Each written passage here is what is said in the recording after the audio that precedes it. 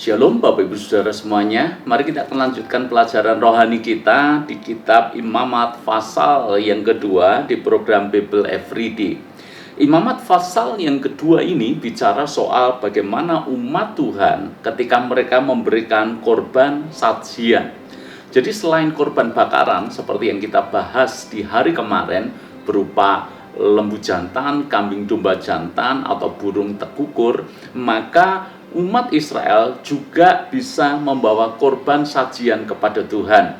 Korban sajian kepada Tuhan yang mereka taruh di mezbah itu berupa roti. Dan ada beberapa ketentuan yang dinyatakan Tuhan di Imamat Pasal yang kedua ini. Saya bacakan buat Anda semuanya.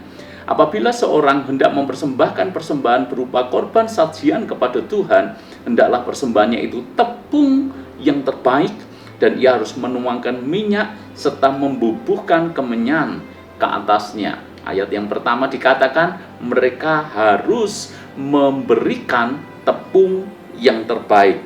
Lalu kemudian ayat yang ke-6, apabila engkau hendak mempersembahkan persembahan berupa korban sajian dari yang dibakar dalam pembakaran roti, haruslah itu dari tepung yang terbaik, berupa roti bundar yang tidak beragi, yang diolah dengan minyak, atau roti tipis yang tidak beragi yang diolesi dengan minyak.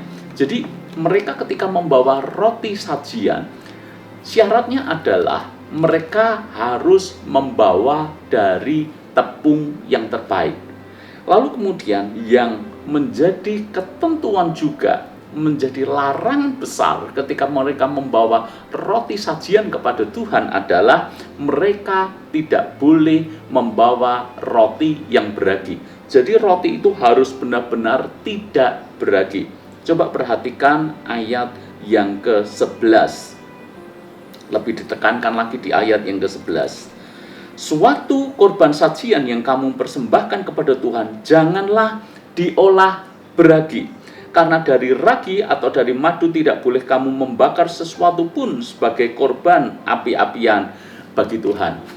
Ragi ini seringkali menjadi frase yang dipakai dalam Alkitab. Yesus sendiri juga mengatakan kepada murid-muridnya, waspadalah dengan ragi orang-orang Farisi dan ahli Taurat. Kata ragi ini sering muncul di dalam Alkitab. Apa makna rohani dari kata ragi? Kita akan temukan di dalam 1 Korintus pasal yang ke berapa? 1 Korintus pasal yang maaf sebentar. Ya, 1 Korintus 5 ayat yang ke-8. Ya, saya bacakan buat Anda semuanya. Karena itu marilah kita berpesta bukan dengan ragi yang lama, bukan pula dengan ragi keburukan dan kejahatan, tetapi dengan roti yang tidak beragi. Persis seperti yang kita baca di dalam kitab Imamat pasal yang kedua tentang korban sajian kepada Tuhan, yaitu kemurnian dan kebenaran. Jadi roti yang tidak beragi itu berbicara soal kemurnian hati dan kebenaran. Demikian pula sebaliknya, roti yang beragi itu berbicara tentang ketidakmurnian. Makanya Yesus berkata, waspadalah dengan ragi Farisi. Itu artinya bahwa hati-hati dengan ketidakmurnian mereka, hati-hati dengan kemunafikan mereka. Jadi dengan kata lain, kalau kita kembali ke Imamat pasal yang kedua, bagaimana umat Tuhan mempersembahkan roti sajian kepada Tuhan, roti yang tidak beragi, artinya persembahan mereka harus dilakukan dengan hati yang murni, dilakukan dengan kebenaran. Kalau tidak ada kemurnian, maka persembahan mereka itu sama saja seperti orang Farisi yang kelihatannya mempersembahkan sesuatu, tapi hatinya tidak lagi murni. Mereka mempersembahkan sesuatu, mereka mengikuti ketetapan Taurat, tapi hati mereka penuh dengan kebusukan, tidak tulus dalam melakukannya. Mereka hanya memperhatikan adat istiadat, tetapi hatinya sebetulnya sangat jauh dari apa yang mereka perlihatkan dari luar. Makanya firman Tuhan berkata, bangsa ini itu juga ditujukan kepada orang Farisi dan ahli Taurat. Dia menyebut-nyebut nama Tuhan, memuliakan Tuhan dengan bibirnya, dengan mulutnya, tapi sebetulnya hatinya menjauh daripada itu. Itulah ketidakmurnian. Jangan sampai kita memiliki kehidupan seperti itu. Ingat, hidup kita ini sebuah persembahan di hadapan Tuhan. Pertanyaannya, apakah hidup kita ini merupakan persembahan yang murni, yang tulus bagi Tuhan?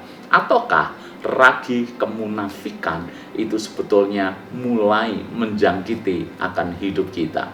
Banyak orang hidupnya tidak lagi tulus. Mereka mengikut Tuhan, tidak lagi tulus. Mereka melayani Tuhan, tidak lagi tulus.